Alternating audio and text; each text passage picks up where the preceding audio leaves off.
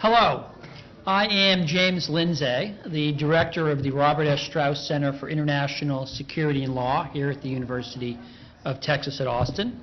I am pleased to welcome you all tonight to our town hall meeting on energy security, Iran, and the Persian Gulf.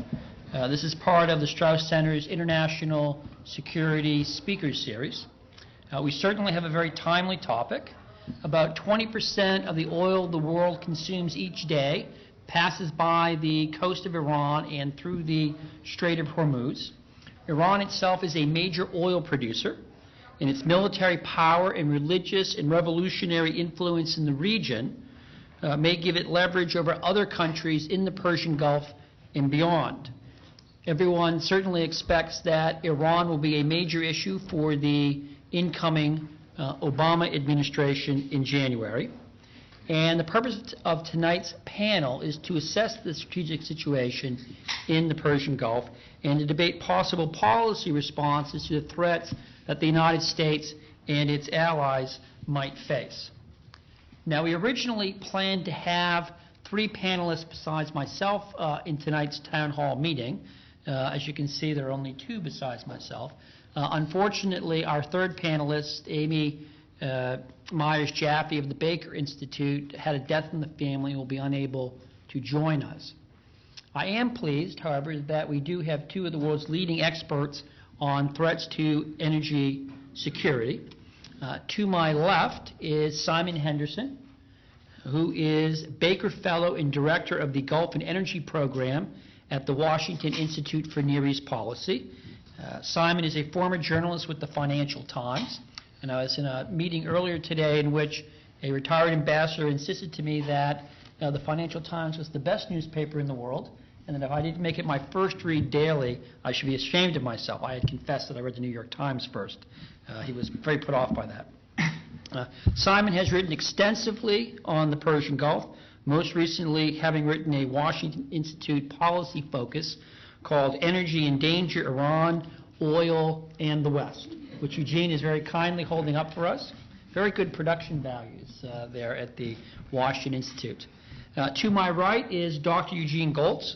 Eugene is a Strauss Center Senior Fellow and an Associate Professor at the LBJ School of Public Affairs, where he's also Graduate Advisor for the brand new Master's Degree in Global Policy Studies. And actually, Eugene has spent much of the past 12 months, 18 months, bringing this from concept to execution, and everybody at the LBJ School owes a great deal of debt to Eugene. Eugene specializes in innovation, defense management, and U.S. foreign military policy. His recent research focuses on energy security, and he has just concluded what we at the LBJ School call a year-long professional research report, PRP? Policy Research Project. Policy Research Report. You can see I have to get my lingo down. Used to sort of abbreviating everything at the LBJ School, the PRP, on threats to the Strait of Hormuz, which involved Eugene leading a team of about 15 LBJ students assessing oil flows through the in the Persian Gulf, through the Strait of Hormuz, and the vulnerability of tankers to Iranian attack. So let me begin by saying thank you to Simon and thank you for Eugene for agreeing to be here tonight. And before we move to the substance, I'll say if you have one of these little electronic devices, which are absolutely wonderful, I love it. I sleep with mine at night. However, please at this point, if you could either turn it off, mute it, put it on stun, but at least so when Simon and Eugene are talking, they don't have to do battle with the latest Eminem rap song. What we have agreed to do is that Eugene will begin by making a few remarks, and then Simon will make some remarks, and then we'll begin our discussion. Eugene. Well, thanks very much, Jim, and to the Strauss Center for allowing me to infringe on the series that I usually gratefully listen to the informed remarks of people coming to explain things to me. I'll do my best to hold up my end of this, but I hope to learn something out of this. That's what the ISSS, what this series means to me. So thank you for allowing me to join you. I think this is a really important topic, and I think it's an important topic that most people get wrong. You know, I usually have kind of counter-conventional wisdom views about most things. It makes being an academic more fun. But this is an area where there's remarkable consensus in the policy community that the United States faces tremendous energy security challenges. That's a word that's used very loosely to mean many things, what energy security could be. The way I want to use it right now, it may go other ways in our discussion and debate. The way I want to use energy security right now is to refer to acute crises that cause sudden spikes or sudden changes in energy prices that would, in fact, hurt the United States, hurt our prosperity, and potentially undermine our ability to achieve our political or military goals in the world. But acute spikes, not long-term threats of things that might over time change our ability to consume energy. So things like, oh, we're running out of oil, or oh, there could be climate change, could be important issues in their own right, but that's not what, to me, energy security is about. Energy security is defending against these acute threats. And these acute threats, what's the biggest one that's on people's minds these days? Well, it's we don't get along very well with these nasty people in Iran. There are many nice people in Iran. We would get along just fine with them. But the bad news is that the people running Iran, we don't get along with. And we never know what they're going to do. We try to figure it out. But what we really what we're really not sure about is when they might do something that either we don't understand or do something that we do understand is just hostile to us and threatens our oil supply, where so much of that oil supply happens to go near to Iran. And in fact, the Iranians are quite explicit about this. They don't share our goals about how the world works, and they frequently tell us, if you don't do what we want in international affairs, or if you threaten us, if you attack our nuclear program, if you do anything to us, we will attack this oil lifeline, this vital piece of the global energy infrastructure. We will threaten your energy security. The tremendous consensus, the tremendous policy consensus takes this threat, I think, far too seriously. The market is not as fragile as people think. Markets are actually pretty robust and good at adapting to new conditions. And in fact, this market in particular, the oil market, perhaps more than any other, although I haven't thought systematically about every other possible market, but it understands risk and political risk better than other markets. This is what oil companies do, is they manage portfolios of risky investments all over the world. They deal with nasty governments all over the world. They deal with political changes and military threats and people kidnapping their executives and trying to blow up their facilities. And they somehow manage to find ways to deliver oil to the market. This is like day-to-day business in the oil industry. It's an exciting business. I mean, you have a certain sense of adventure. But so if we had confidence in the market, and then the second piece of this is we should also have confidence that the Iranians are not as strong and tough as we think. There are real limits. The United States has found out we're a really powerful country with a great military, and there are some limits to what we can do with our military. Well, the Iranians are a much poorer country with a much weaker military. Everyone in their military is not James Bond. He's going to be on TV next week or on movie screens next week, but he's not in Iran. And we just don't need to worry quite so much that given their capabilities, they can really carry out their deterrent threat. So the policy consensus is be very scared of Iran, and this leads us to do some mistaken things in our response that to be overly aggressive in my view. And so I'm just going to offer two very short pieces of evidence in these introductory remarks, and then a quick comment on what American policy might look like, and then we'll see how much trouble I've got myself into. So the quick remarks that I want to make is about Iran's limited capabilities to disrupt the oil market. Iran has worked for many years. One of the few cards that they actually have compared to other Middle Eastern countries is a lot of fairly zealous people and a fairly large military, right? Most of the Middle East is filled with countries that have small populations and limited military assets. So the Iranians want it to be the case that they can get leverage over their neighbors and over nearby markets, over the oil market, using military force. But they also understand, in April of 1988, in the course of one afternoon, the United States sank half the Iranian Navy. We weren't even thinking about it at the time. We were not thinking hard. It just happened, right? And the Iranians took profound lessons from this. The profound lesson they took was, don't tangle head-to-head with the United States, right? That if you put your military into a position where the U.S. military gets to shoot it up, the U.S. military will shoot it up, and that will not be productive for Iran. And so they have tried to adapt their military to use what are called asymmetric tactics. They've developed a lot of impressive asymmetric warfare doctrine where they can fight us over here, not head-to-head, but they could go after the soft underbelly or use sneaky tactics. They could try the James Bond things. They could use, suicide speedboats or shoot-and-scoot missile attacks where they fire and then they run away and hide.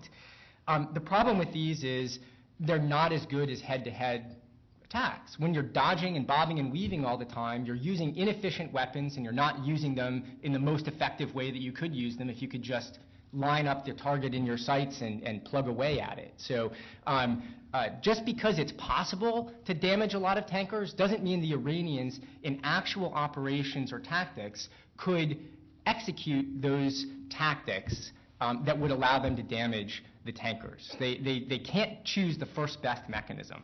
And this is especially important because of the second point. Tankers are very hard targets. These ships are enormous, and damage to ships scales dramatically with size. We've blown up a lot of ships in history. Think World War II, think all the testing we've done. We've done experiments. We understand. Big ships are hard to sink. And oil tankers especially are hard to sink for two extra reasons. They're full of oil, which floats. So if you want to sink the tanker, you've got to get all the oil off it somehow. And it's not easy. And the second thing about these oil tankers is they don't burn. Like our instinct should be things that have oil on them burn. Lots of ships burn when you attack them. The problem is these oil tankers are full of oil. And what do you need to have a fire? You need fuel and air. But these tankers don't have any air.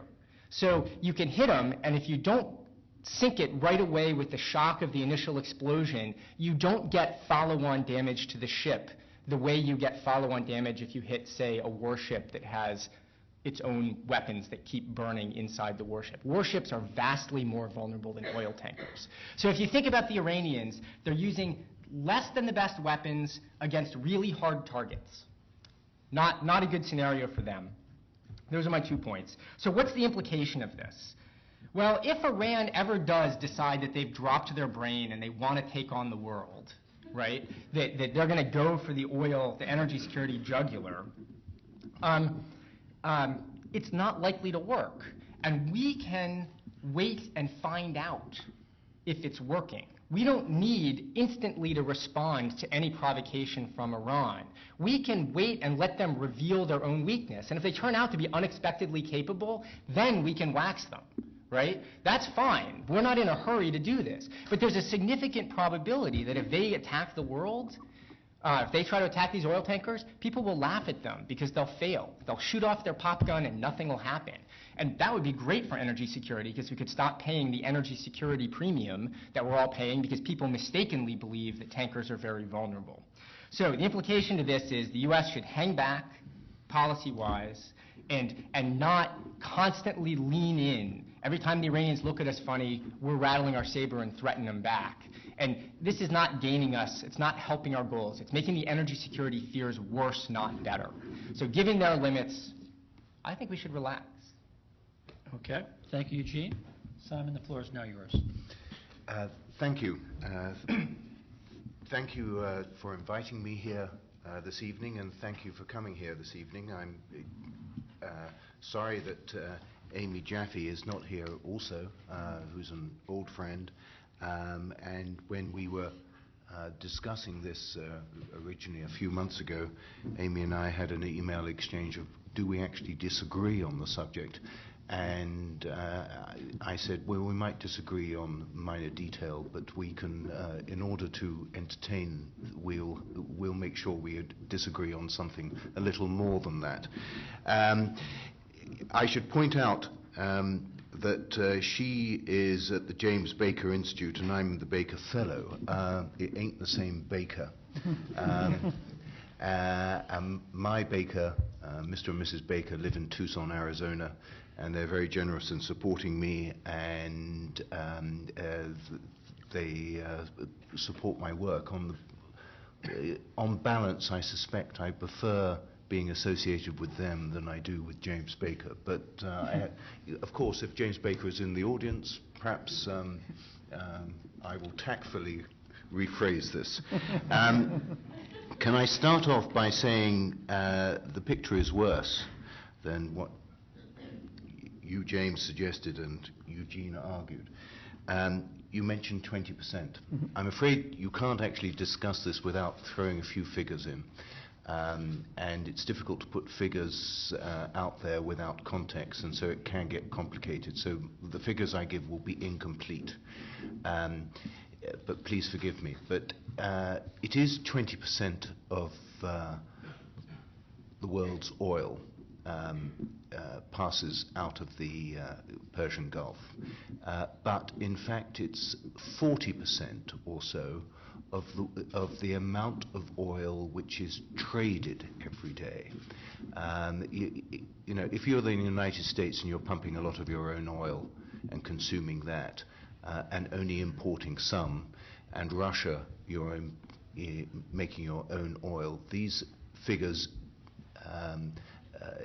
don't take into these ignore the fact that lots of countries are dependent, wholly dependent or largely dependent on imports, and it's those countries which are dependent on imports, 40% of those imports go through the Strait of Hormuz. A classic example of this is Japan, which essentially imports oil, all of its oil, and most of it, 80% or so, comes from the Persian Gulf through the Strait of Hormuz. And depending on how you do the arithmetic, Japan is either the second or the third largest economy in the world. So anything which happens in the Strait of Hormuz will have an immediate impact on, for example, Japan, and in fact on the world economy as such. Now, Eugene held up my new report, or a report of a few months ago, Energy in Danger. I was discussing this, or somebody at lunch said, is it really in danger? And I said, I think you could argue that. And furthermore, it's a quote from the supreme leader of Iran, Ali Khamenei, who back in June 2006 said, if the Americans make a wrong move towards Iran, the shipment of energy will definitely face danger, and the Americans would not be able to protect energy supply in the region. Of course, he didn't elaborate on what he said. So what would a wrong move be, and what would the danger be? I would suggest that what the wrong move might be, if it is defined by Tehran, this is quite a range of moves. And if Ali Khamenei is saying that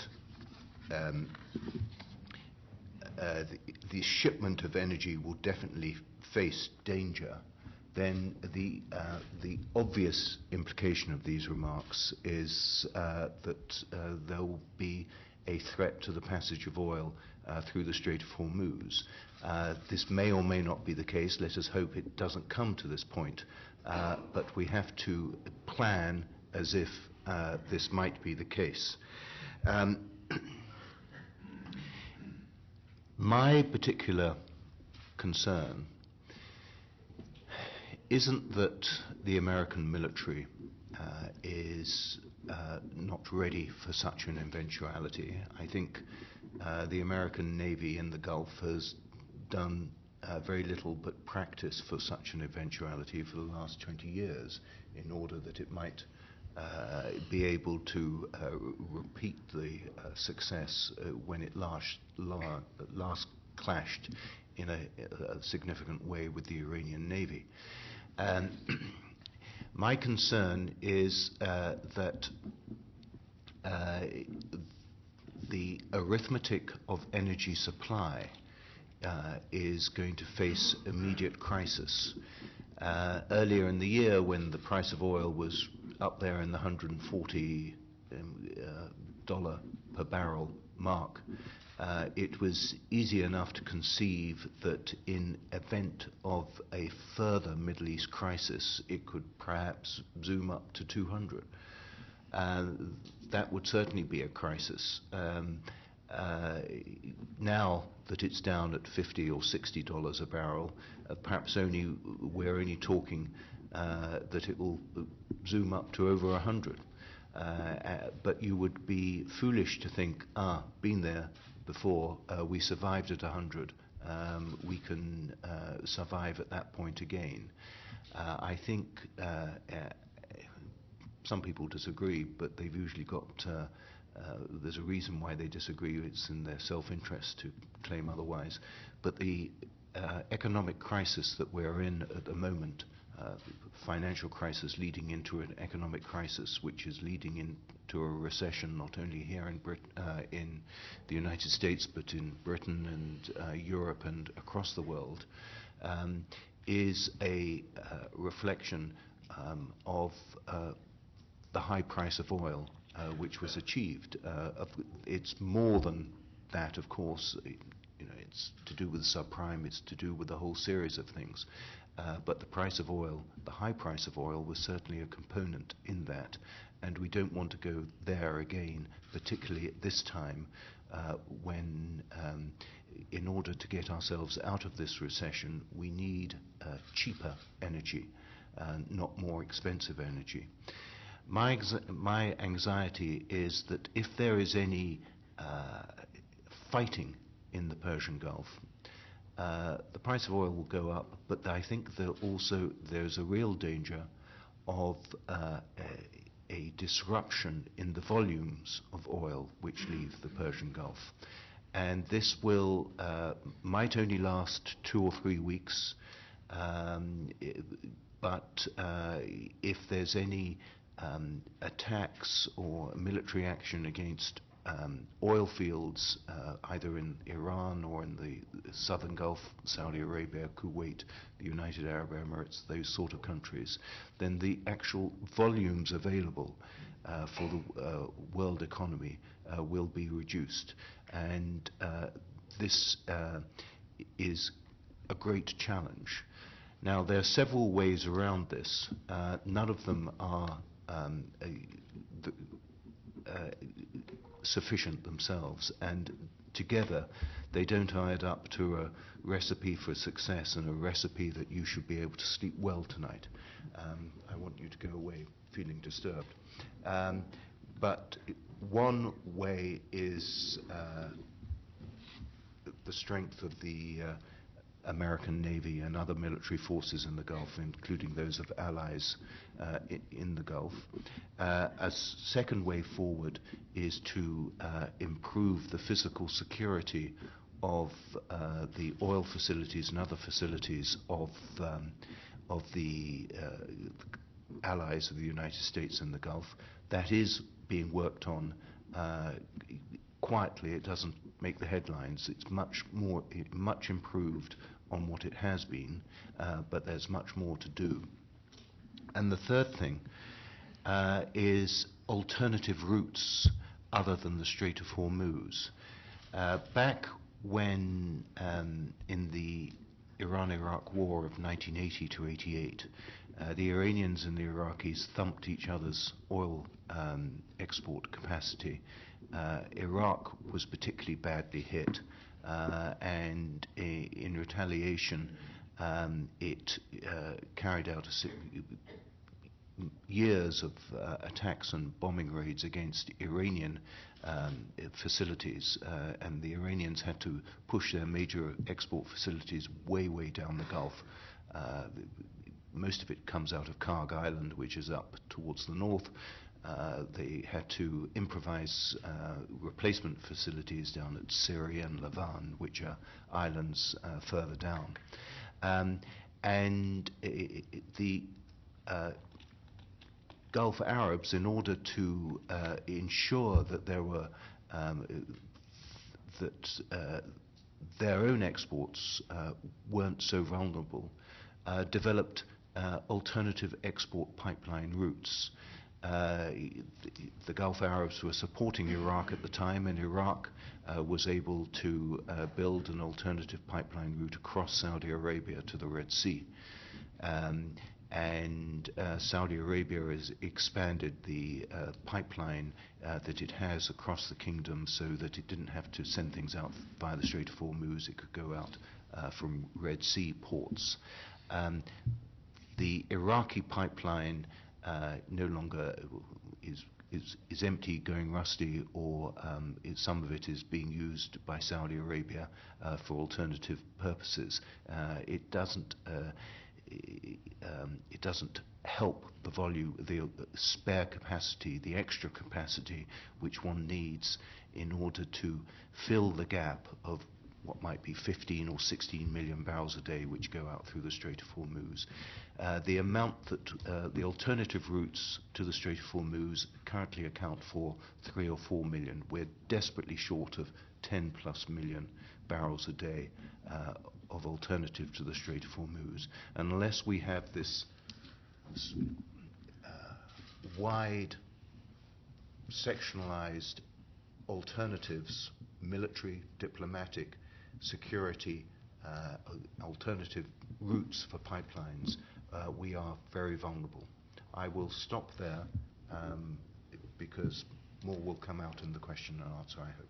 Okay, fair enough. Thank you, Simon. Thank you, Eugene, for putting a lot on the table.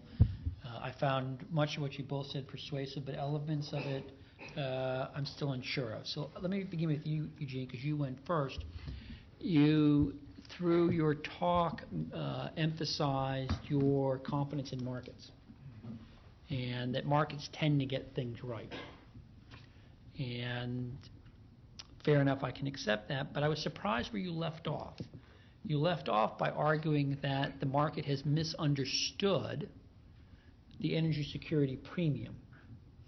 And so I guess what I'm left wondering is, why is the market smart most of the time but not on this particular issue? What's different about it that they haven't made the same judgments you have? It's a really good question. Thank you. Thank you. Yeah, but I think I don't have a perfect answer to this. Why markets have misunderstood energy security, and the threat from Iran. Why do people say routinely, oh, the price of oil today is $5 or $10 a barrel higher than it would be if there were peace in the Middle East? And some people say, oh, the premium is bigger than that. Some people say, oh, it should be smaller. But it's really a hand-waving kind of argument, right? It's not based on underlying analysis. And I had this experience a number of times, or my students had this experience when they went out and talked to people, that if you just ask them the question, what do things look like if Iran starts putting missiles in tankers, or if a tanker hits a mine, or if somebody fires a ballistic missile at an oil pipeline junction, an important facility in Saudi Arabia. Their immediate reaction, whether they're a tanker executive or an insurance executive who works in this market, or an oil major, an analyst at an oil major, their immediate answer is, oh my God, right? The world would end, right? It's just their knee-jerk answer. But it never took long as you started to go back and forth and ask questions. 5 minutes, 10 minutes into the conversation, people start to remember, well, what's happened in the past, right? What happened in the 1980s when something like 400 ships were attacked during the Iran-Iraq War over that period of 6 years. 150 of those were attacks on super tankers, right? Tankers of more than 200,000 deadweight tons carrying oil. We have a lot of experience with this. What did they do last time? And they remember, well, of those 150, only 38 were damaged enough to seriously prevent them from continuing in the oil trade. right? So it's a very low percentage of successful attacks, even on all the ships that they hit.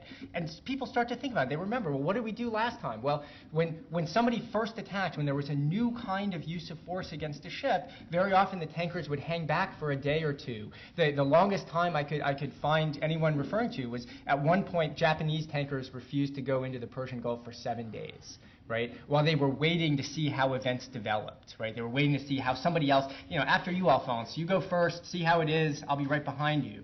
But there was always someone going first and kind of testing the waters. And the point is that after you have a minute of conversation and reflection, everyone in this market said, yeah, this is what we do. We know how to handle this situation. We've done it before. Yeah, okay, the tankers will go in and they'll turn left instead of going near the Iranian coast. That makes it harder for the Iranians. Check, we got that. Or here's how the insurance market would adapt. Prices would go up, but geez, historically the most they ever went up was by 2% or something like that to 2% of the hull value of a tanker. What didn't go up by 2%, but that was the kind of the level of insurance. And is that prohibitive? Well, no, we know how to do that. So I don't know why why they're not going through the analytical process of remembering what they did in the past. But I do know that as you talk to them, they will come up with this by themselves. It doesn't have to be me prompting them or one of my students prompting them. It's that they've done it, and they'll do it again. So there's a market arbitrage opportunity here. There is. If you can figure a way to leverage it. Yeah. Simon, in the interest of being fair, let me ask you a hostile question as well. I can't respond to his question. His answer. Or if you'd like to, go ahead. If I may, you talked about oil markets and analytical. Those were two of your expressions. Oil markets aren't analytical. The guys you see on CNN who wave their hands around are not analytical. They just want to get through the day, and they want to predict whether the market is going up or down 10 seconds before one of their rivals predict it. And so it's a herd instinct, and it's counter-analytical. I've often thought, how do these guys make up their minds? I'm sorry, it's mainly guys. I've yet to see a woman oil trader, but they might exist. And they don't think about it. Oil markets are very perverse, very strange. At one moment you can have the price of oil going up, as it did earlier this year, by $7 or $10 in the course of a day because there was a pipeline explosion which may or may not have been sabotage out in Turkey. And then when the emphasis is off the oil price, it actually falls during time of political uncertainty rather than increases. It is a very strange object, which is why I haven't talked so much about oil prices today, but have talked about volumes, and it's the volumes which count. If they can't get out of the Gulf, that's the challenge. Do you just respond? We could respond back. I'm sure we'll go back and forth, but I think Simon's right that any time something bad happens, there's an initial panic phase, and the question is, how long does the panic phase last, and what do people do after they start to assess the situation, right? So you're right, the guys on CNN they're just trying to get in a good one-liner, right? I mean, that's their job, and they're not the people who are making decisions, and in the end, it's up to security managers for the oil companies and for the tanker companies to decide what does the risk look like, and the people in the Lloyd's market are assessing risk. And so I think you're right. There's a short period, and the question is how long does that last? And I mean, ultimately, your point. I would love your point to be true, that it all comes down ultimately to the volume of oil that's getting really to the market, like the actual level of supply determines the market. That's my kind of home territory, because that's like markets rationally respond to supply and demand, which is how I think about markets. If the oil's getting through, the price won't stay high for that long, and because the truth is, oil gets through, right? We have lots of experience with the oil getting through. You're right, 15 million barrels a day is a lot going through the Strait of Hormuz. The pipelines don't have a lot of excess capacity, right? If you could close the strait, really, it's right. World oil supply would be down 10, 12 million barrels a day for some period of time, and then would get made back up a couple million barrels a day within 30 days, and then it would slowly come back. But that would be awful. Just, you have to think about what's going to cause that oil really to come off the market, because that oil is not really going to come off the market due to military attacks. And so as long as people are reacting to the oil actually on the market, the oil is going to be there, right? What's the only thing that could actually make the price go higher is if people ignore the fact that oil is getting to the market and instead panic. Can I have my tough question? Now I can have a tough question. You argued, and I think you accurately quoted an Iranian leader, I think it's true of many Iranian leaders, have engaged in what can at minimum be described as saber rattling, arguing that they are prepared to make America pay a very high price for its policies in the Persian Gulf. That may be true, but I've also played enough poker to know that sometimes people bluff. And what I'm wondering is the threat of, or the actuality of trying to close down the Persian Gulf is a two-edged sword. That is, not only would they inflict pain on us, they would inflict pain on themselves, because the government in Tehran clearly depends upon oil revenues to sustain the economy. And I think, if anything, that dependence has grown in recent years as the price of oil has gone up and the government has begun to hand out even larger subsidies to the community. So I can understand why Iranian leaders would have an incentive to threaten. It's a way to get American attention, put Americans on edge, maybe sort of bluff the Americans, jawbone them into doing what you don't want them to do. But why are you so certain that they would actually do it, given that it will inflict pain on them as well? What's the logic, Jane? And to do it is cutting off or Cutting up. interfering. Well, the answer, of course, is that they don't have to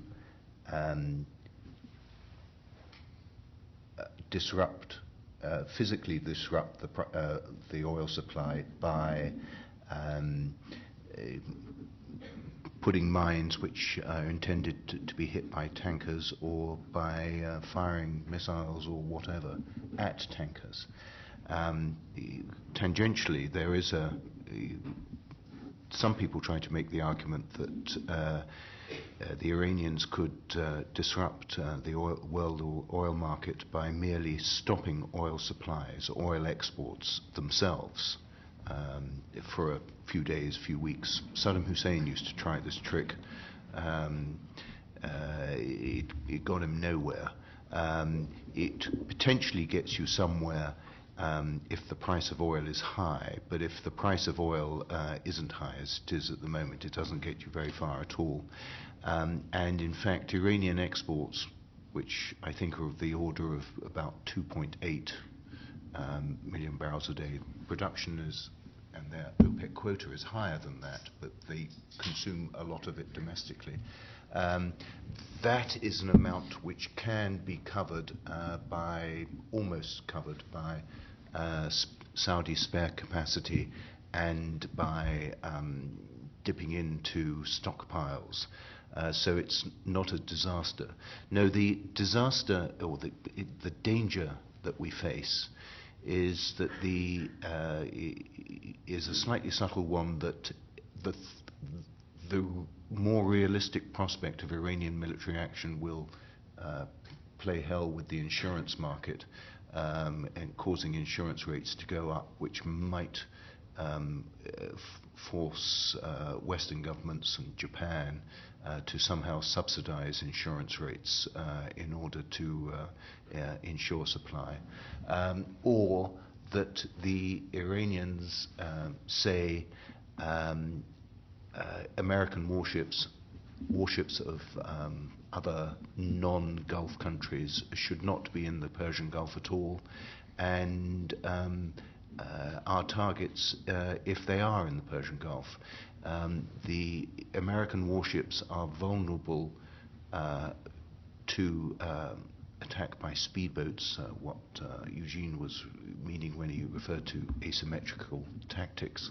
They're also vulnerable to attack by mine and attack by some of the wake homing torpedoes which Iran is thought to have.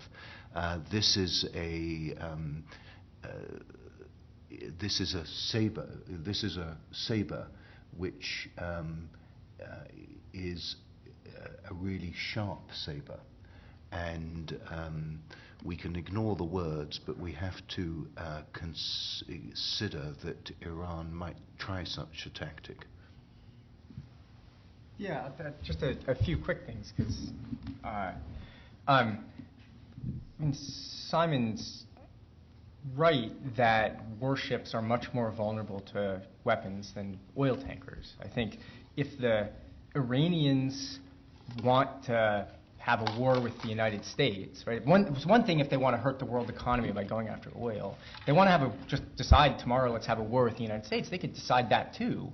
I think it's less likely because they have this healthy respect for the U.S.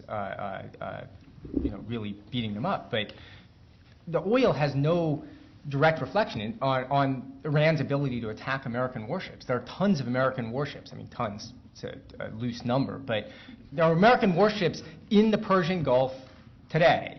And there are American warships that routinely travel the Strait of Hormuz, that go close to Iran. In fact, there's a piece of the normal shipping channel that's disputed whether it's Iranian waters or not. And the U.S. makes a point of sailing warships through it fairly regularly. We just say, we don't think this is Iranian waters, and we're sailing here, and we dare you to take a shot.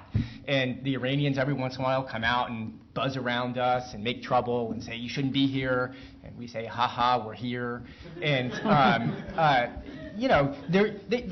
any time, you could trip this off if you were the Iranians. You could go after the warships which are vulnerable targets. And in fact, I think we're foolish to give them that option because I don't trust them, right? It would be terrible for them if they did this, right? They understand that, I believe, so I don't think they're really just going to, out of the blue, attack the American Navy. But I can't promise they wouldn't. And I would then ask the question, well, why does the Navy have to be there? Like, why do we give them the opportunity to, slam our ships that they actually have the capability to attack?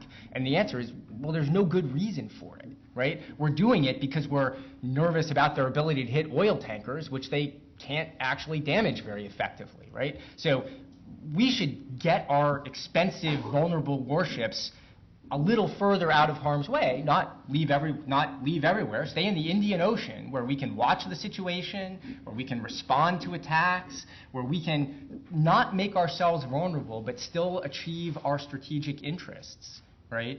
And still, the oil tankers, which are less vulnerable, can sail on. Why are we there? I'm afraid we're there for a rather large strategic reason, which is that this is a vital area for the world's energy supplies, and the world looks to the U.S. For economic leadership, diplomatic leadership, military leadership. Not all the world looks to the U.S. for these things, but much of the world does, and more precisely, American allies in the Persian Gulf are fearful of Iran and of Iranian intentions, and want the U.S. To be in the Gulf. They might not want the U.S. to be based in the Gulf, so you think of verbs and nouns which are alternatives to the word base. And there are several of them, and they are employed extensively in air facilities, naval facilities, storage facilities, military facilities. To you and me, they're bases, but there are a lot of them, and they're there because the Gulf allies want American forces to be there. If I can anecdotally report that the U.S. doesn't, since the U.S. thinks it's got has the biggest navy in the world. The U.S. Navy considers that it should fully maintain its right to do anything which is within international law and accepted navigation practice. And not only do they steam through areas which Iran might consider their waters, they steam. In international law, there is something like, I think it's called the right of innocent passage, and which means you can, if the quickest route from A to B is a straight line, it happens to go through Iranian territorial waters, one can exert that right, and the American Navy does exert that right. Do you want to add something?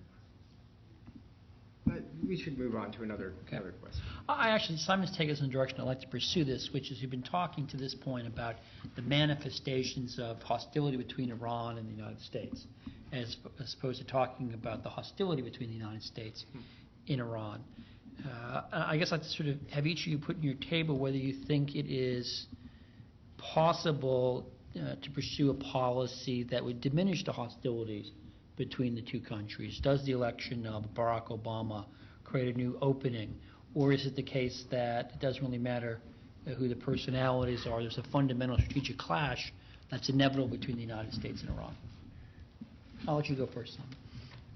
You shouldn't be sitting here in Austin, Texas asking this question. You should be in Tehran, Iran, asking them whether their policies will change. The answers might be more interesting. Frame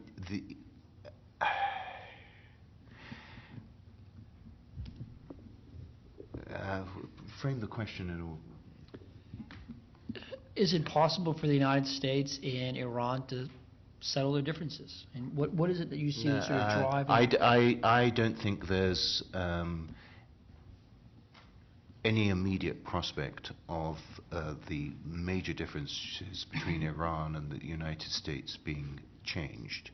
Tactically, we can go at it differently in that a change of president, whether it be as we now know, Mr. Obama, or it might have been Mr. McCain, would enable the diplomatic opportunity to say, well, that's how the last president did it, I'm a new president, I'm going to do things slightly differently. That is a tactical opportunity. The major problem is that Iran considers itself the largest and most important power in the Persian Gulf, the hegemonic power, or it should be the hegemonic power. It is not.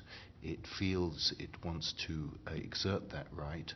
A dimension of this is its nuclear program, which would, if successful, and it will eventually be successful, make its claim to be the hegemonic power much stronger. That is not in our interests.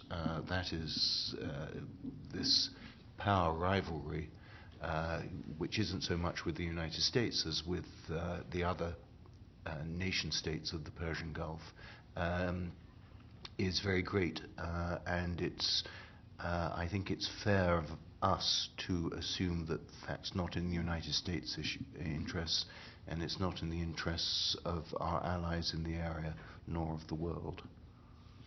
Is that provocative enough? Yeah, I mean, good. The prospects for a great diplomatic reconciliation with Iran. I mean, I think I agree in some ways with what Simon said. I mean, they're not great. It's clear that Obama is going to try to engage Iran in a different way than President Bush has done, or than John McCain would have done. He's going to talk to them, and he's got a very smooth tongue. He's very persuasive when he wants to be. But I sort of believe there are limits to how much you can trick other countries into doing things that are not in their interest, right? So the U.S. has a difference of interest with Iran. We're not going to convince them that they actually agree with us. Or it's very unlikely that Obama's change to start to talk to them is going to have that effect by itself. I think much more likely a better way to improve our relationship with Iran would be to focus on core American interests. You know, what do we need to get out of this relationship with Iran? And the answer is a lot less than the policy consensus has convinced themselves is the case. I mean, we harass them. We get up in their face. We tell them how to run their lives and how to run their region. We try to have them do things that may or may not be making the world a better place, but we actually push significantly beyond our capabilities. If we ask them, we demand that they do things that we have no ability to follow up our demands, right? So one of our significant, don't build nuclear weapons. This is not something that we control very well, right? We sanction them, they still build them. We think about striking them. It's not clear that this would be very effective at stopping their nuclear program. We create tension with them because we harass them about things that are not within the bounds that we can reasonably expect to achieve, whether through diplomacy or any other tool of statecraft, right? If we kind of went back to what are core U.S. interests, the U.S. likes it when the world gets to buy oil. The U.S. likes it when not too many people get tortured. The U.S. likes it when countries don't conquer each other, when one country tries to conquer another, that we don't like that.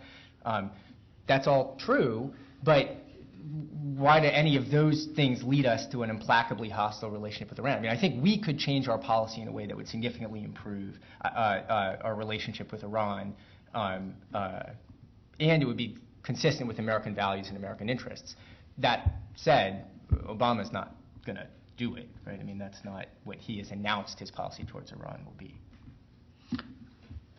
Did you wish to respond, Simon?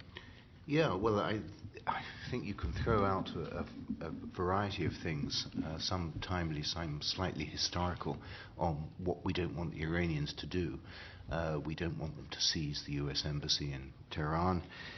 We don't want them to enrich uranium.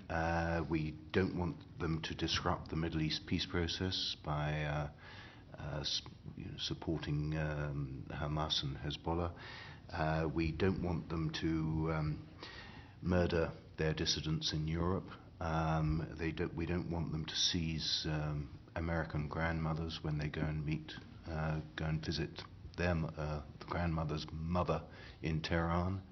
There's a whole range of behavior, some of which they haven't seized the U.S. embassy for a while, but there's an obvious reason there. Some of which is fairly current, and it's you make it sound as though their behavior isn't objectionable and U.S. behavior is objectionable. I would say it's very much the other way around. I'm not sure U.S. behavior is objectionable. I think it's foolish on our part, right, to expect to achieve more than we can reasonably achieve. But I'm in favor of protesting many of the things. People seize embassies, that's bad behavior. We don't have an embassy in Iran, and if they seized our non-existent embassy, I'd be unhappy. But I'd be impressed. I would be too. But many of these things. There are bad things happen in the world that you have to live with, that you don't control, right? I mean, your foreign policy is about deciding what we can achieve and what we have the tools to achieve, and what are the costs of achieving those things that we actually can achieve. You weigh the costs and benefits of different activities. And I don't think we get a lot from being super hostile to the Iranians. Would I give them a free pass? No. I think we should complain about, we should say, we wish you were more democratic.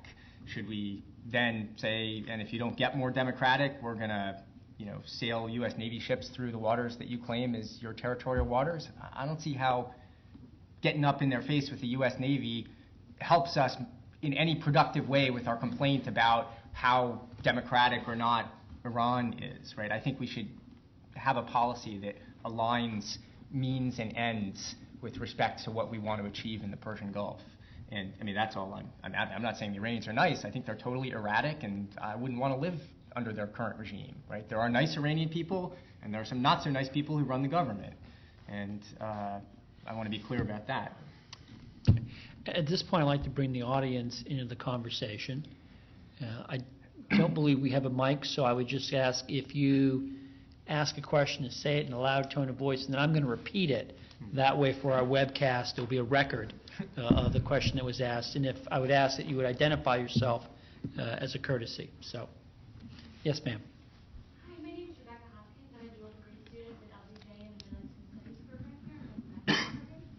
And I was wondering, I don't know if either of you had a chance to see Tom Friedman's call a couple weeks ago. He was talking about with the oil prices in Iran, or the global oil prices the way they are right now, we have a really great opportunity to bargain with Iran because they're really hurting for money. So I was wondering, just in terms of what we've already been discussing, the opportunities we have with this new administration, if you could comment on the validity or your opinions on this op-ed, and whether or not, the low oil prices really do give us the kind of bargaining chip that Tom Friedman keeps. Okay. Our question from Rebecca Hopkins of the LBJ School is, does the falling price of oil create an opportunity for the United States to put pressure on the Iranians? Does it create a window of opportunity because the Iranians suffer when the price of oil goes down? Simon, I'll let you have first crack. I didn't read Tom Friedman's column, so I don't know the full extent of his argument. But I think it does give us an opportunity. But the question is partly of timing and partly of getting the message across of saying to Tehran, is it hurting yet? And is it hurting enough yet? And if it isn't, please wait, because the price of oil is going to remain weak for a while, because there is a world recession we're heading into. But here's a telephone number. When it's really hurting, do two things. One is stop working on the enrichment plant in Natanz. Secondly, give us a call. It may or may not serve as a window of opportunity. I think it depends what we would want to get in return for it, right? So most of the things that we say we want about the Iranians, they view as fundamental questions about their own government and their own national security. And sort of little ups and downs in the economy, are you rich today or not quite as rich?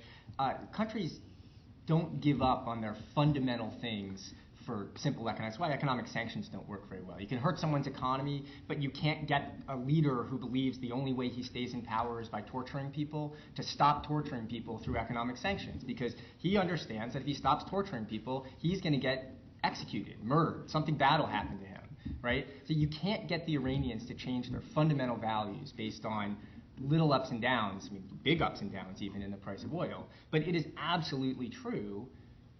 The Iranian economy is desperately hurting. Their government's in trouble. Every time they don't have enough money to have huge subsidies for gasoline in their country, they have riots. People burn down gas stations, right? It strikes me as fundamentally odd that I'm angry that I don't have gasoline, so I'm going to burn down the gas station. It wouldn't be my first choice. I'd burn down everybody else's car, right? Something else. I can think of better reactions.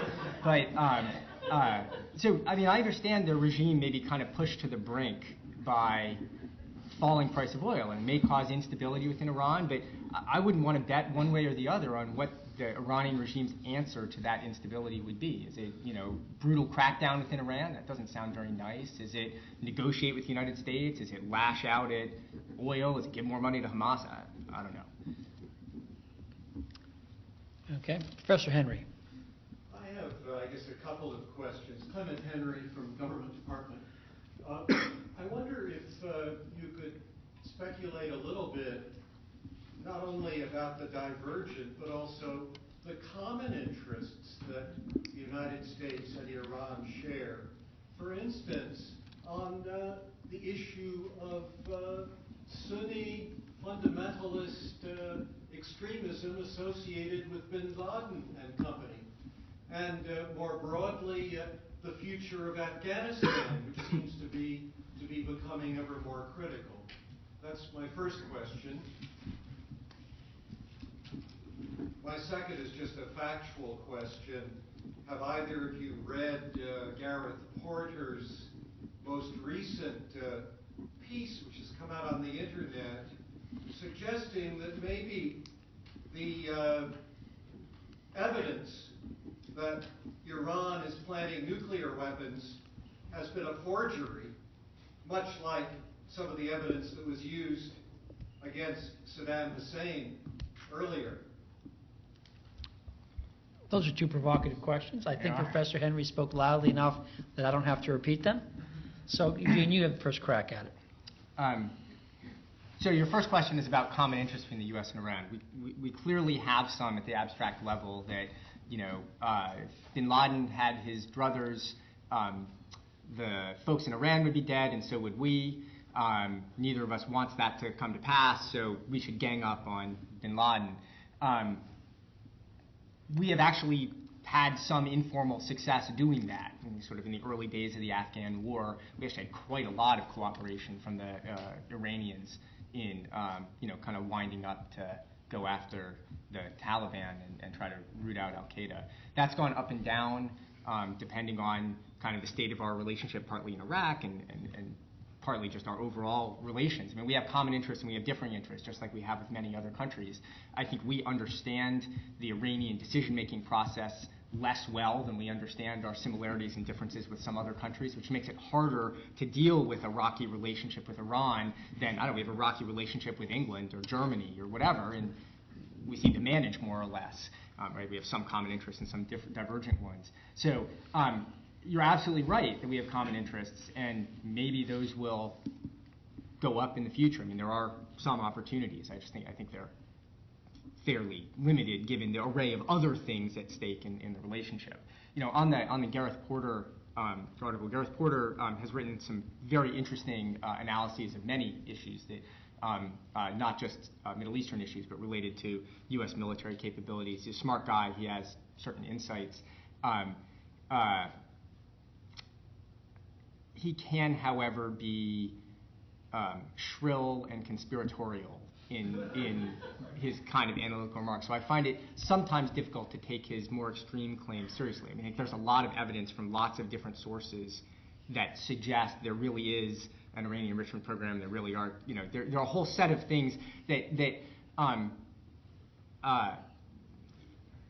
isn't all made up, just as all of the things about Iraq were not made up. There were misinterpretations, there were exaggerations, there were this, that. I don't know how to assess the relative blame of willful bias, exaggeration, stuff being outright made up, and who made it up. We just don't have that kind of detailed insight. We may in 30 years, but I don't take this particular one super seriously, I guess. The idea that everything nuclear, or that most of the bad nuclear behavior is exaggeration, it's going too far. Simon. Yes, on the Sunni fundamentalism point, I think it's an interesting point you raise. One mustn't forget that extremist Wahhabis in Saudi Arabia who would define Christians and Jews in a manner which we would regard as socially unacceptable, would refer to Shias, who are the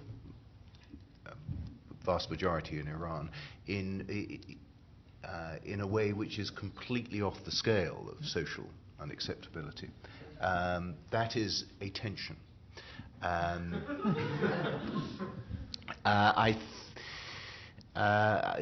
I don't think it's the immediate problem.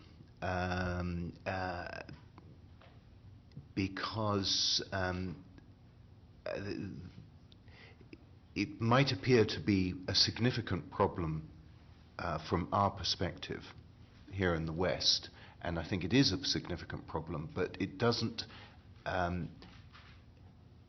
seem to be a core political and diplomatic issue at the moment for the Saudis and the Iranians. The Saudis and the Iranians, after all, have a degree of interaction at summits, Islamic summits, that sort of thing, OPEC, all the rest of it.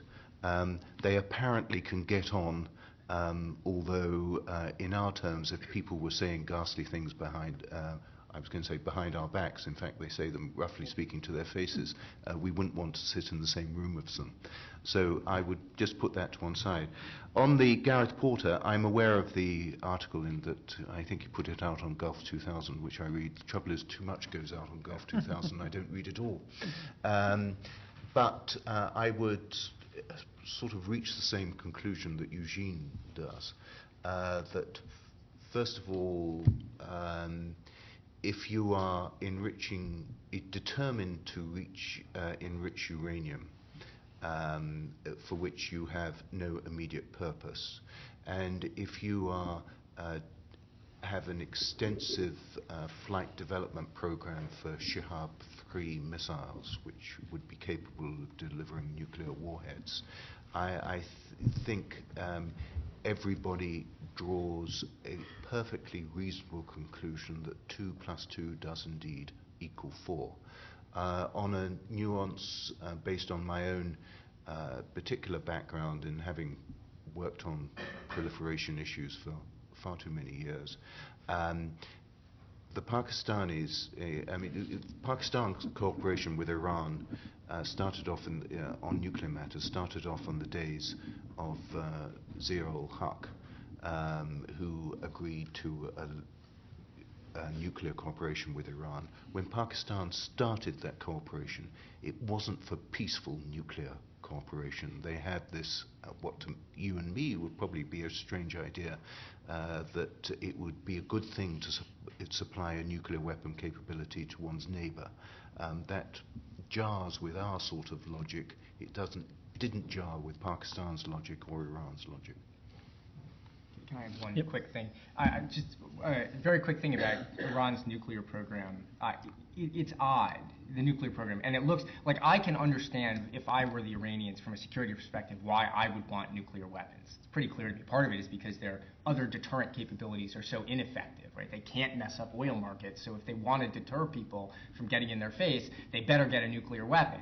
The weird thing is, almost everything that they have done with respect to their nuclear program, they would be permitted to do under the Nuclear Non-Proliferation Treaty and other kind of international rules about nuclear technology, but they've tended to do it in such a way that violates the rules. So like if they would just follow the rules, nobody in a sense could legitimately complain, but they seem to go out of their way to do it in a way to make trouble for themselves. It's one of the other things that some people therefore conclude, oh, they must be implacably hostile.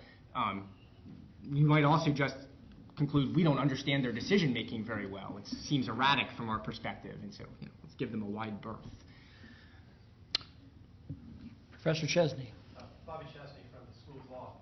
So, as Eugene was just saying, part of the problem from the Iranian perspective is that the use of threat to shipping as a deterrent has a significant problem because there's a return address. There's an accountability problem. Interfering with stability in Iraq could be carried out in a way that doesn't have quite the same clear accountability and therefore presents an alternative mechanism for retaliating against us or putting pressure on us. And so I'm curious as to whether you think, A, that is a significant strategic level of pushback or blowback they could bring against us if they wish to do so. And then separately, if so, would that continue to be the case, let's say 3 years down the road, if we're no longer there in a significant way with boots on the ground? So just quickly, my instinct is that for deterrence purposes, it's very important that you actually do have a return address, right? Because for deterrence to work, you want to issue a threat. If you do X that is not what I want you to do, I will smack you back, right? And if you don't have that connection, then you can't deter. Now, are there things they could do just to hurt us without a return address, by smuggling weapons to terrorists, by stirring up trouble in Iraq? Certainly.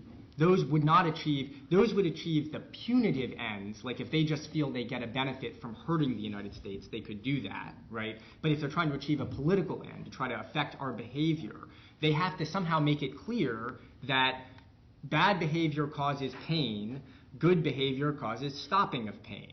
right? And then, all of these other things that they can do sort of sub rosa don't get them anything. So, I'm still worried about the, I think they will continue to focus on disrupting oil markets and on nuclear possibilities. Yes, I'll deal with your second point.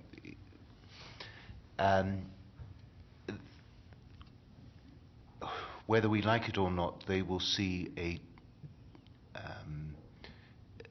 Iran will see, and the Arab allies of the United States will perceive an American retreat from Iraq as being a defeat for the United States. We can think of other words other than retreat, but that's the way they'll perceive it. Going back to the point I was making earlier about Iran wanting a position of authority in the area which it thinks is its by right, by the size of the country, size of its coastline, etc., the grandness of its history and whatever. Don't laugh. They think it's very serious. They regard the Arabs of the Saudi Arabia and United Arab Emirates as just Bedouin who got rich 50 years ago. They've got a history which goes back thousands of years. They think the others came in yesterday. That's what they're going for. So an American departure from Iraq, it would be just one further step along the road. In fact, about 10 further steps along the road.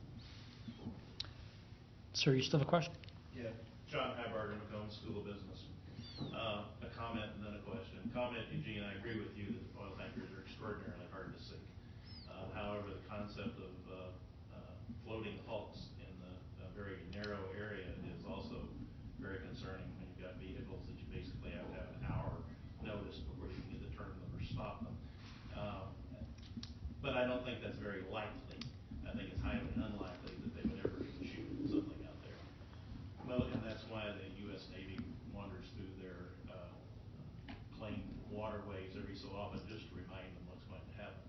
The question is, when I look at Iran, I see a monster of our own making to a large degree. We've gone through this whole discussion and never mentioned the Shah. And you can't look at Iran and not think about the Shah because a whole lot of people over there think about it every day. And when you see this situation, we have a large middle-class population, relatively well-educated, many educated in the United States, many with ties to the United States. We have a government that's somewhat dysfunctional and sitting on top of all that very precariously. It appears to me as though it doesn't take just a whole lot for this to turn in our direction. You guys seem to have a pretty negative view of that. But it's appeared to me for years that you kind of mess up this government layer a little bit, and you can have a change in a ground-up change in what's going on over there. Do you agree or disagree? Well, so I guess I'd like to say a thing about the floating hulks point, and then try to answer your other question, at least how I see it.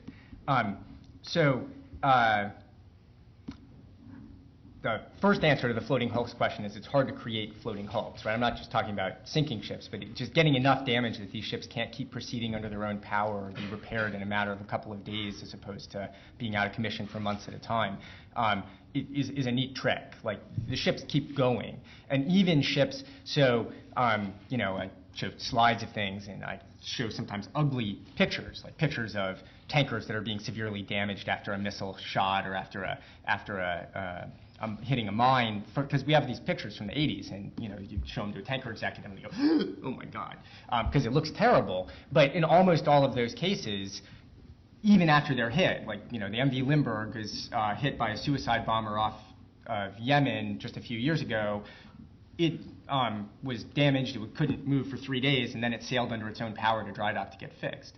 The other alternative is even ships that are damaged more severely. So I also show a picture of the Bridgeton, which was an American escorted tanker that hit a mine in 1987 in the upper Arabian Gulf, and it couldn't sail under its own power after hitting this mine. But the picture shows 4 salvage tugboats escorting it into dry dock where it was repaired, and it's now sailing again also. I mean, there's no reason why the hulks just have to sit there.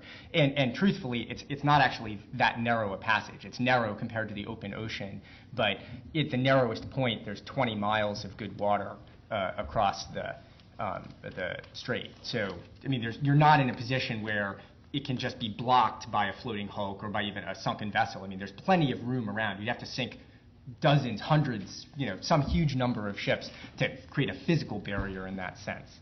I mean, your point is right. If there were lots of floating hulks, that would scare people, I think. But I don't think that they're not going to just stay there as scary reminders.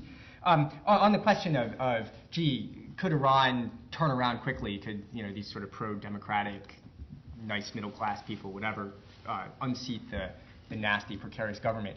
I don't know, and I don't think anybody knows, right? The United States goes through waves of optimism and pessimism about the future of Iran, and we also have huge ideological debates about how our policy affects the probability of good outcomes in Iran, right? Hardliners will say if we just push them to the brink, the regime will fall off a cliff and the very nice people will take power and will greet us as liberators. And doves say the only thing that could unite the people in support of this terrible regime is if we aggressively push them to the brink. And nobody has any substantial amount of evidence to tell the difference between these two. I mean, Iran's political future will be determined by Iranians, not by us, at least not in any way that we can usefully think about manipulating to our advantage. Right, so yeah, you might be right. I hope you're right. I mean, I wish both for us and even more for the people of Iran that they could have a nicer government. But I don't think it's relevant to our policy debate to try to think about how to make that happen. I think this regime in Tehran has far deeper and stronger roots than the Shah's government ever had. I think there are the Iranian opposition, to the extent it exists, is like most oppositions, which are nice guys. Pity they won't be able to do it. I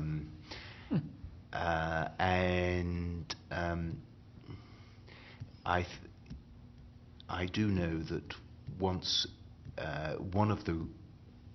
I judge that one of the motives of why they do want a nuclear weapon is that would make the Islamic Republic think that it is not only externally safe, but also internally safe, because they would then have the legitimacy of turning around to the Iranian people and say, we've given you this status. Sir.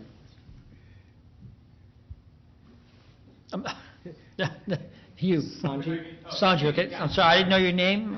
No problem. Sanji Deka, I'm a first-year MGPS student, I guess a so-called guinea pig for Professor Gholz's program. How's he doing so far? Don't answer. Okay. Thank you. There we go. But one of the things I wanted Just to learned look at something. was, hopefully this is going to be some brownie points, right?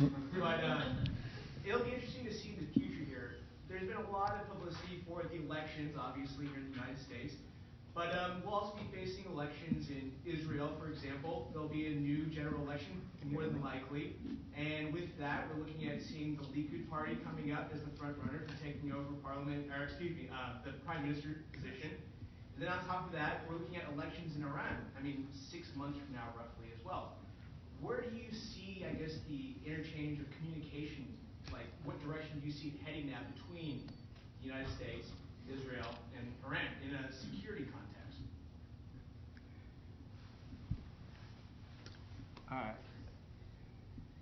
I could not predict the outcome of the American election with any degree of confidence. So I think it's foolish to believe that we should base our security policy on our ability to predict the outcome of elections, street violence, or any other such thing in other countries. We should think about how it would affect our interests, but we don't have a ton of control, influence, or ability to predict. So we should just be ready to react, and we should remember what our interests are. So, if Likud wins in Israel, will things be different? Yes, right? If Ahmadinejad does not win in Iran, will things be different? Yes, at least symbolically in some way. Beyond that, I don't think we can say. Of course, he works somewhere where they do say so. I would make the distinction that Ahmadinejad is not the position of president in Iran is not the position comparable to other presidents in other countries, and he is a sort of a prime minister. The power is with the supreme leader, Ali Khamenei. Ali Khamenei is the one who, and the people around him, who decide military policy, nuclear policy, diplomatic policy. Ahmadinejad has got a big mouth, and he's an ideal person for us to hate, but he's the wrong person for us to hate. Time for one last question. The gentleman with the yellow bicycle shirt. My name is, my name is Ben Hargrove. I'm an undergraduate student at the College of Liberal Arts here at the university. Mr. Lindsay, earlier you asked a question to Mr. Henderson regarding why Iran would pursue aggressions in the region, saying that it would be counterintuitive or not in the best interest of Iran to do that. My question is, and I'm curious to know, are there any other states that could gain by Iran's pursuing aggressions, specifically Russia or China? And if there is something to gain, would you say that there is influence going on for Iran to have a hard line to the U.S.? The simple answer is yes. I think, and you choose the right examples of China and Russia. I think China and Russia, together and independently, both want to challenge the role, the preeminent role of the United States. And even though this preeminent role is best characterized in Bush terms, I can assure you from January 20th onwards, it'll still be the same role in terms of being the big guy. A much bigger economy, much bigger military, much bigger diplomatic strength and all these things. China and Russia want America cut down to size. The tension between Iran and the United States, with Iran not listening to the United States, Iran probably making a nuclear weapon within a comparatively short time, diminishes U.S. diplomatic power, shows it to be unsuccessful, and shows America's allies, wherever in the world, but particularly in the region, that the United States is not the most dependable and the strong ally that they're looking for. So, yes. Eugene. I guess I agree partly with this statement. It is a very interesting question to ask. If there were a dust-up in the Persian Gulf between the U.S. and Iran, how would other major countries of the world react? Like, could you get a UN Security Council resolution saying the Iranians are being bad people? Or are there other, short of that dust-up in the Persian Gulf, are there other people trying to stir up trouble, which I think is what you were kind of leaning towards, and it's what Simon was answering, or like the Russians encouraging the Iranians to be obstreperous. And I don't have much insight into the backroom dealings. We know that the Russians and the Chinese both, in a way, protect the Iranian nuclear program by resisting in the Security Council new resolutions that would allow stronger sanctions against the Iranians on the grounds that they have this illegal nuclear program. So in that sense, they do protect Iran a little bit. But Russia and China are have different motives and different interests in this. And they both would like to see the U.S. cut down to size a little bit. But the Russians make money from high oil prices and share an interest with the Iranians in oil revenues. And the Chinese lose terribly from high oil prices. They are significant consumers, and their economy in a number of ways is or at least you can make a case that it's more vulnerable to energy market disruptions than, say, the American economy, the flexibility that we have in our economy. But China, in general, what they're looking for by being nice to Iran seems to be what they believe. They have what I view as a wrong-headed view of energy markets. They have sort of a mercantilist view of energy markets, that they can cut special, sweet side deals with energy suppliers such that if there ever is a disruption, the Chinese energy will continue to flow and all the pain will fall on the United States. I don't think there's much evidence that the oil market works that way, that they can hive off their part of the market. But they might try to be nice to Iran in ways that would encourage Iran to, say, cooperate or offer them a contract for Iranian oil to China. That could be a peacetime thing or a UN Security Council thing. That would not extend to the case of an actual disruption or an actual attack on oil, where the Chinese would face the problem of how to get more oil for themselves. So China would be very likely to side with the rest of the world and condemn Iran if Iran ever messed up the oil market. Whereas Russia, you could imagine the Iranians trying to cook things in their favor to make it look like, oh, it's not really our fault that all these bad things are happening, and they try to get cover from the Russians, and the Russians might cooperate with that kind of political cover because it's in their interest to have oil prices go up.